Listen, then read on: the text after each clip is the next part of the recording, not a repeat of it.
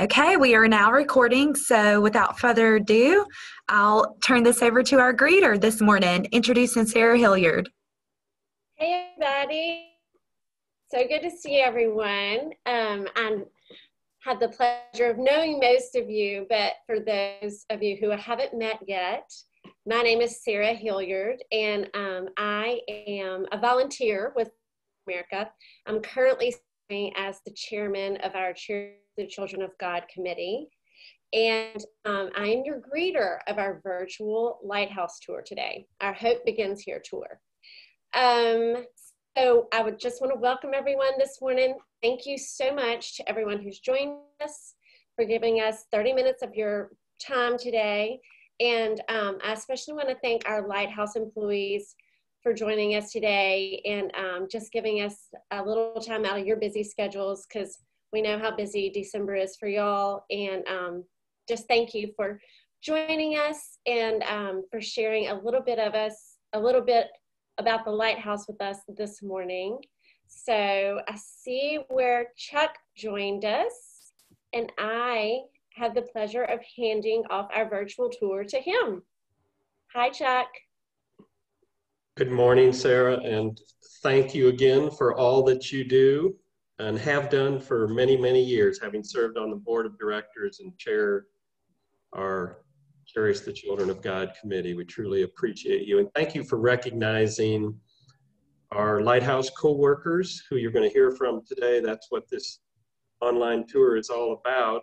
But you see in the picture there, you see one, Chris Gabriel, who's our Executive Vice President of Children and Family Services for Volunteers of America, North Louisiana. And then Carolyn Hammond is our Division Director for Children and Families, and I wanted to recognize them. I don't believe they have a part today in our online tour, but also what a pleasure it was for Chris and for me.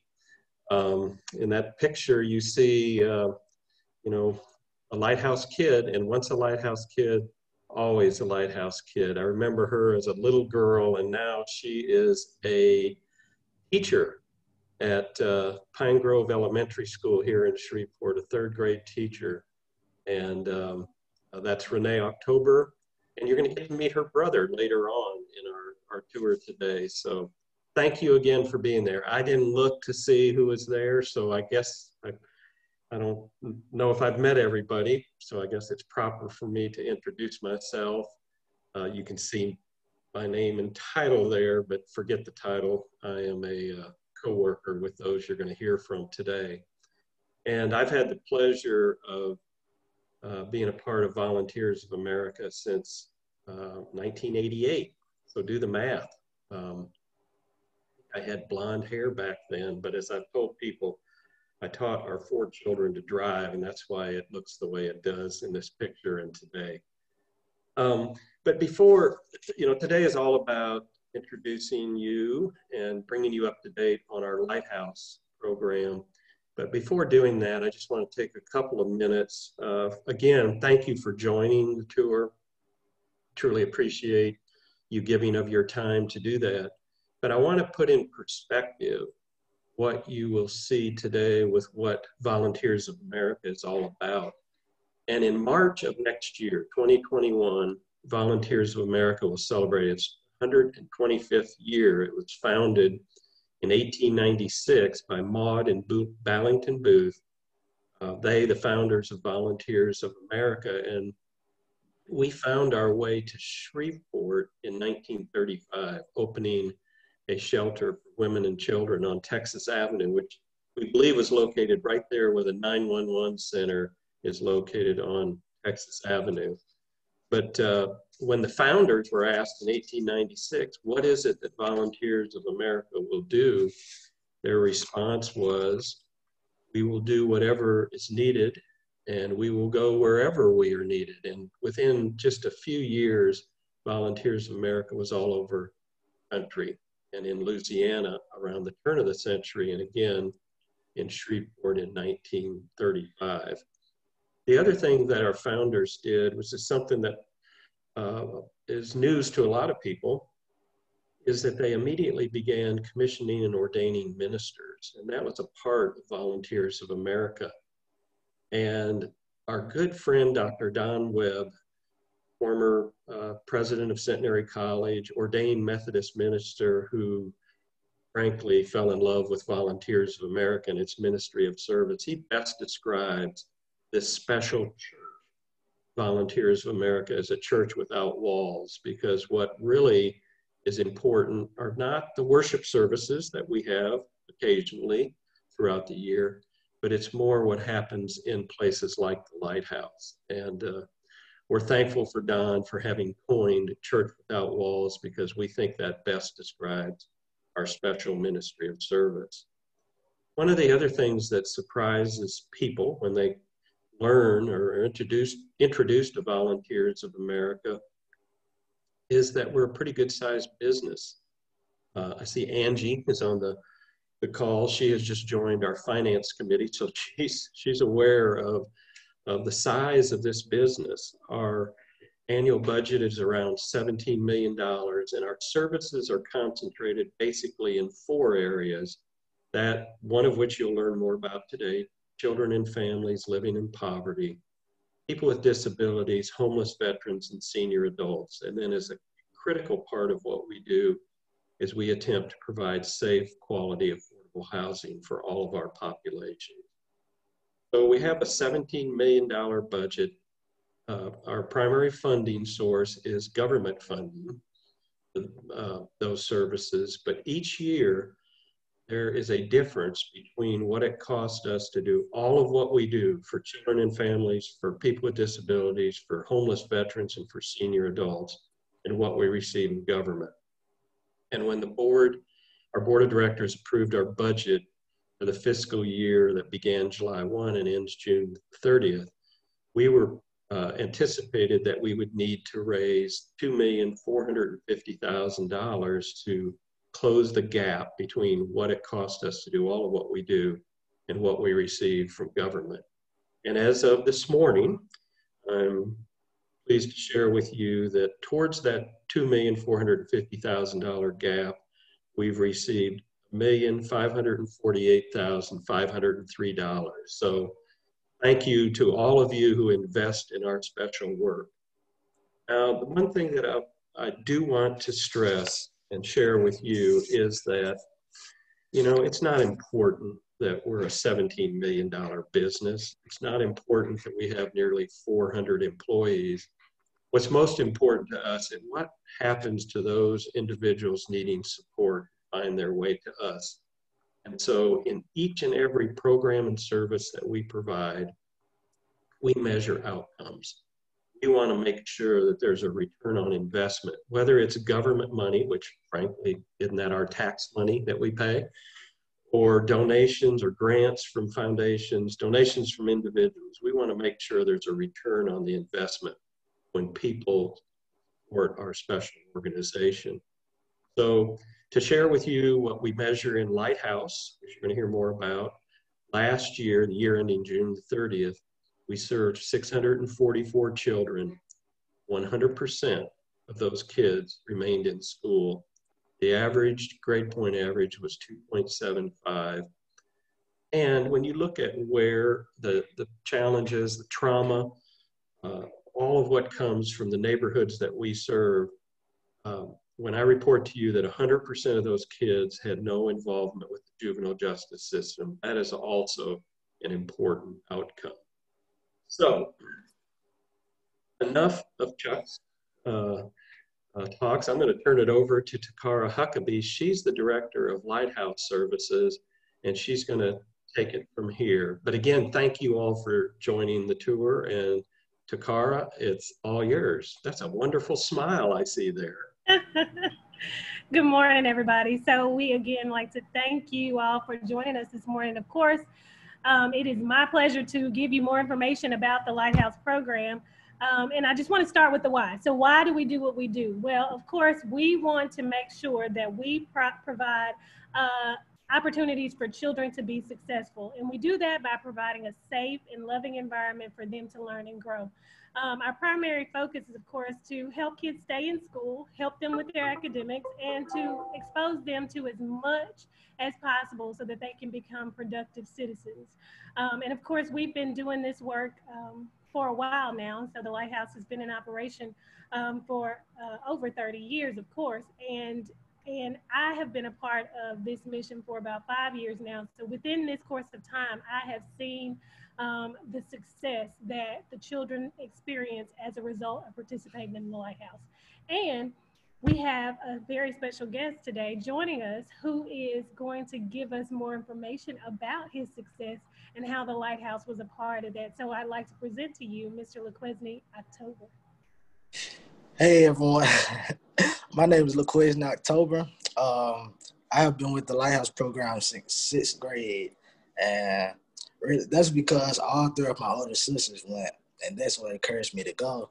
So I graduated from Captain Shreve, and I played football and ran track, and the Lighthouse allowed me to do those activities outside of it and still attend it, and because I'm an athlete, really the best memory I had was when we went to play golf at David Tom's Academy, and it was very fun. We learned how to play, and so but I'm currently in college at Lyon College in Batesville, Arkansas, and the Lighthouse provided me with a scholarship outside of my Pell Grant, outside of everything, to keep in my pocket to pay for books and stuff like that. And they gave me a laptop, supplies for college, and supplies for my dorm room, which was very helpful. But overall, my opinion of the Lighthouse is it's a good opportunity for kids to have a good environment around older kids and younger kids. And the director and the older kids are a good mentor for the kids moving forward.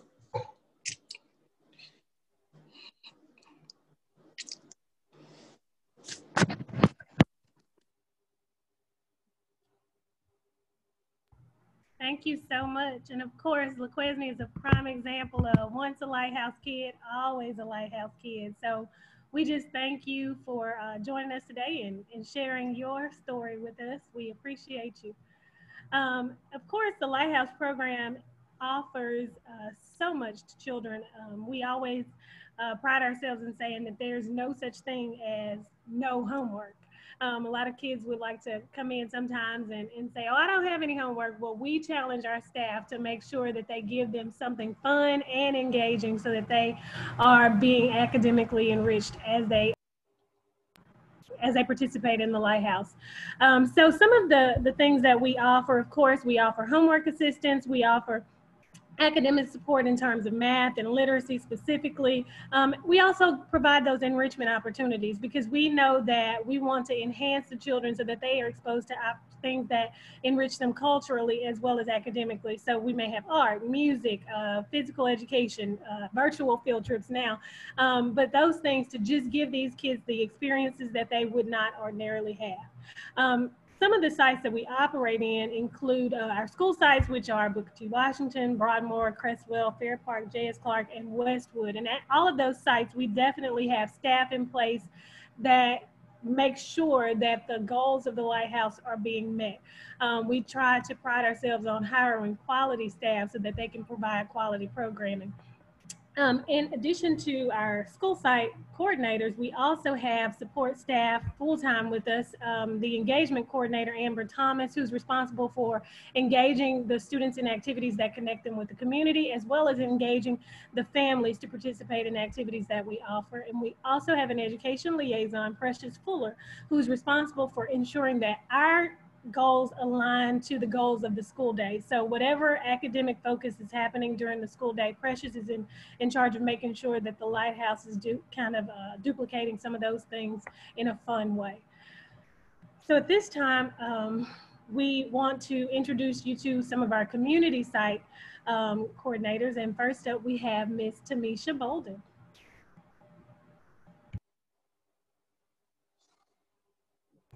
Unmute yourself, ma'am. I always forget that mute button, sorry. Hello, everyone. My name is Tamisha Bolden. I'm the program coordinator for the downtown LightHouse, Travis Street. And like Ms. Huckabee, Mr. Carr said, we are operating this year virtually. We are the first location of the LightHouse that started in the downtown area, and we serve children and families who primarily live in the Allendale and Ledbetter Heights neighborhood. The virtual program began on September the 22nd of this year, and we have about 20 students that are logging on, that are enrolled. And the program hours are Monday through Thursday from 4 to 5:30. Here you see us logged on, and this is an example of one of the activities that we did this year. The challenge was this year for us operating virtually was still offering the same programs that Mr. Carr talked about. Often those programs virtually and still engaging the kids and having fun, but still getting that homework done. This was one of the activities that we did, was called Save Trevor the Turkey. And it was a lot of fun because we were able to get the kids engaged in the Thanksgiving holiday and how they were going to save Trevor the turkey from being eaten by all of us, because this is the favorite thing of Thanksgiving, eating the turkey. And they had to come up with ideas and come up with a persuasive argument about how they were going to do this. And you would be amazed at all the ideas. They came up with a full menu, what you could eat other than turkey. But my favorite was that a turkey has feelings. So you don't want to eat a turkey on Thanksgiving because they have feelings too, So we really enjoyed this activity. And the next day we involved STEMs with this activity because their arguments didn't work, unfortunately. So we were able to engage STEMs by getting them to come up with things around their house to figure out how they were going to still save him, because people were still preparing to have this turkey for Thanksgiving. So they had to build something to protect the turkey or disguise the turkey to help. And then they had to present what they came up with. So that was one of our fun activities. But that's one of the things that we did to kind of have fun. But without the help of our volunteers, and we wouldn't be able to still have our program, because we still have our cooking lessons with the help of our volunteers. But with that, I'm sorry, I think I talked too long. The next person is Sean Reynolds from the Bossier Lighthouse. Hello, everyone. I am Sean Reynolds, the program coordinator for our Bossier Lighthouse. I've been with Volunteers of America for about 5 years, just recently moving to the community sites. I was with the school sites. So just recently moving to the community sites.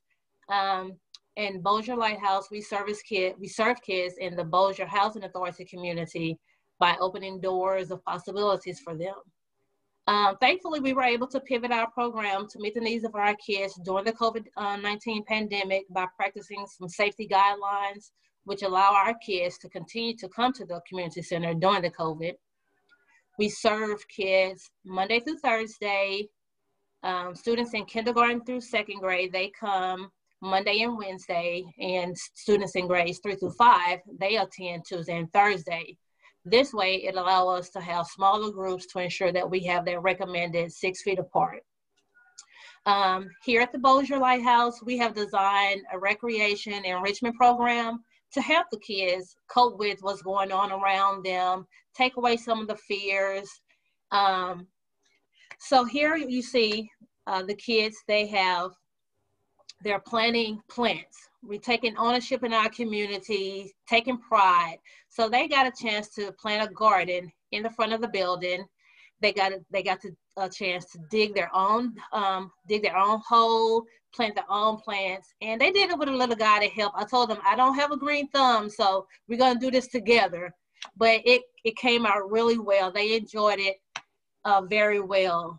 All the proceeds from this were donated by the Lowe's of Bossier City. They donated all the materials, the plants, as well as the soil and the mulch that you see there.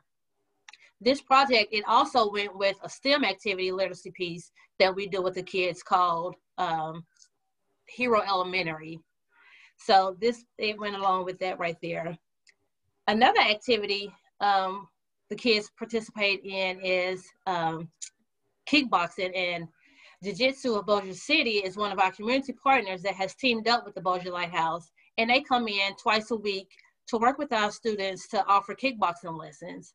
Each student receives a 40-minute lesson every week from Team Jiu-Jitsu, and when I tell you the kids, they enjoy it. They enjoy it. It is hilarious to see them out there working. They work really hard doing it. Bossier Lighthouse is another one of our community partners. They come in twice a month as well to work with our kids, offering STEM activities. And on this particular activity, the kids are working with a chemical reaction combination between baking soda and vinegar. And they're trying to figure out which combination and how much of that combination will work better to make a bag burst. So they enjoy mixing the combination to see how much of this and how much of that will get the bag bigger and burst. So these were just a couple of activities and the many ways that we show that the Bossier Lighthouse opened the doors of possibilities for the children ages kindergarten through 5th grade in our neighborhood, the Bossier Housing Authority. But the Bossier Lighthouse, we also have a teen club. And the teen club is from middle school to high school. And I'm going to pass it over to Miss Dewana, and she's going to tell you more about our teen club. Miss Dewana. Okay, I think Dewana got kicked off, and so I'm going to just jump in here. Of course, many of you probably know Dewana. Dewana has been with us for 30 years, I believe, at this point. So she has been doing work with kids and community partners for years, and she is good at what she does. Of course, she will always say her program runs seamlessly thanks to her partners. Particularly this year, she has done a lot of work with Alpha Kappa Alpha Sorority Incorporated in their college admissions program. She's also partnered with Campus Federal, and they have provided some financial literacy for the children. And I was so impressed just being on a call with them at the things that they were learning in terms of credit and managing debt and budgeting, and it's just amazing. And of course, one of her faithful partners is the Junior League, and they provide the mentoring ambitious girls to inspire change, or the MAGIC program, and they have pivoted and done the program virtually, and has run seamlessly this way as well. She also partners with Caddo Parish Parks and Recreation. They provide a lot of health and fitness guidance to the students, and one of the things in particular that I got to hear in their last call was them talking about how much exercise they get during the day just walking from class to class at school. And one of the kids talked about going to Bird, and I was like, hands down, you definitely get the most exercise, because I know about walking those halls. And then she partners with the YMCA in the LEAD program offered to the young ladies, where it basically gives them character and self-esteem education. And also the International Youth Foundation and Step Forward provided the Passport to Success program, which is a career building program. Basically gives them those foundational skills that they need in order to become job ready. And it's a program that is facilitated by her two assistants.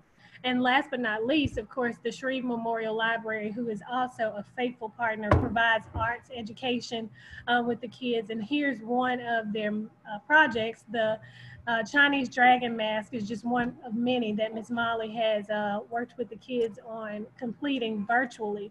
Now, y'all, I don't know if you've ever seen high schoolers color, but Ms. Molly has a way of making it seem so engaging for those kids that they will sit there and they are focused on coloring in high school. So it is just a wonderful partnership that she has developed with the Shreve Memorial Library as well. And of course, as always, Dewana is all about relationships. She does all that she can to maintain contact with the family. As you can see, Renee October was also one of Dewana's Teen Club students, and going on down to her younger brother, who is now being benefited by the program as well. And that's because she makes sure that she maintains those good relationships. So we thank everybody for listening to the great work that's going on at our Lighthouse programs. Thanks so much, Chikara. So at this time, we reserved a few minutes at the end for Q&A. So feel free to unmute yourself or put a question in the chat box. We'd love to hear from you. Or if you have any questions, I'm sure Chikara or any of the coordinators would be happy to answer them. Yeah, thank you, Takara. I kept getting knocked off. I'm getting knocked off again. And I asked her to help me, but I thank you all so much. And that was well said, Takara. And I do have a great program. This is Angie White. I just wanted to give a little bit of feedback and a bit of a testimonial. I was a mentor through the Lighthouse back in, officially, I guess, 2008 through, shoot, I don't even know how long it went on, but I'm still her mentor. She's 26 now. And she is a manager at Enterprise and is starting a new class to become a realtor, and has a 4-year-old and is doing great. And she recently asked me for suggestions about where she should start volunteering her time. And I said, well, you know, what would really be great is to become a volunteer at the Lighthouse. So I'm pushing. Oh, that's great, Angie. Yes, we love to hear that. So Lindsay Lewis, this may be a question for Jakar or Tamisha. When will the children be able to go back to First Methodist? My son loves being able to hang out with the kids on Wednesday nights. Well, Lindsay, we love for our kids to be able to hang out with them on Wednesday nights. So we've been in talks about trying to do something virtually for now. However, we have not decided on a definite date that we'll return to in person, but just tell him to hang in there with us. We're coming back. Yeah. I know they make those wacky Wednesday nights so much fun, and I hear so much about them. So I know we'll be happy when we can all get back together there. That's a great question, though. Okay, everyone. Well, I just want to remind everyone, well, let me see. Do we have one more question pop up? Oh, Sarah said, good question, Lindsay. Maybe we can line up a social distance activity. I love that. I love it. Okay, so yes. One more thing. I wanted to comment on the note that Chuck made about the fact that so many students involved had not been in any way, shape, or form involved with the juvenile justice system. I'm on the board of Volunteers for Youth Justice. That is a huge accomplishment. So that just, I think, demonstrates the value of these programs that much more, and takes the burden off of organizations like VYJ. So we appreciate it. It's vitally important for their future. Mm-hmm. Absolutely. Absolutely. I mean, to me, I think it speaks volumes that, you know, it's much more than just about academics, about homework, but it's about those relationships. It's about the staff, the volunteers, donors, everybody on this call. We couldn't do the work without you. And so I agree, Angie. It's just a testament to what we do to wrap the kids around with the support they need to be successful and achieve in life. So we'd love to hear that. Thanks so much. All right, I just want to remind everyone we have these tours every month. This is the last tour of 2020, but we will kick off 2021 on January 6th. And this will be a very unique tour. It's highlighting our supervised independent living program, which is led by the director, Donnie Jackson. And it's a really sweet program that helps those in our community with intellectual disabilities. And so we hope that you'll join us for our next 30-minute online tour on Wednesday, January 6th. And with that, we just are so happy. Thank you for joining us this morning, everyone. And I hope you have a really great week and happy holidays.